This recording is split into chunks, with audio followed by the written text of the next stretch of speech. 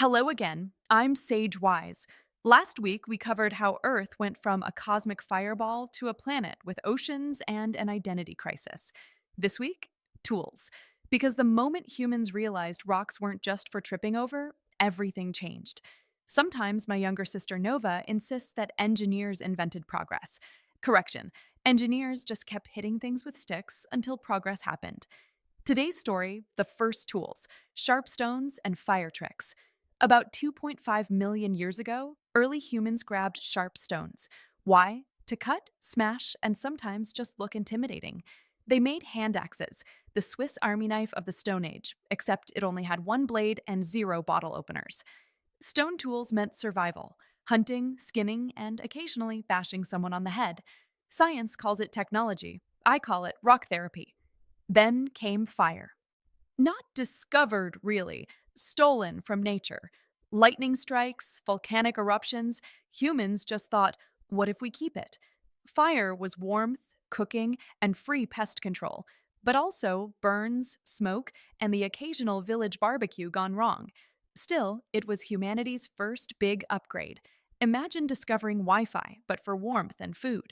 Humans soon realized rocks were fine, but rocks on sticks? Genius. Thus, the spear. It made hunting easier, also made arguments a lot sharper. Suddenly, teamwork was less about sharing berries and more about not being stabbed. Fast forward to about 5,000 years ago, the wheel. At first, it wasn't for transport, it was for pottery. Eventually, someone thought, what if we put this under a box and push? Result: carts, wagons, traffic jams, and of course, British roundabouts, which to this day remain humanity's most confusing engineering experiment, especially the famous Magic Roundabout in Swindon.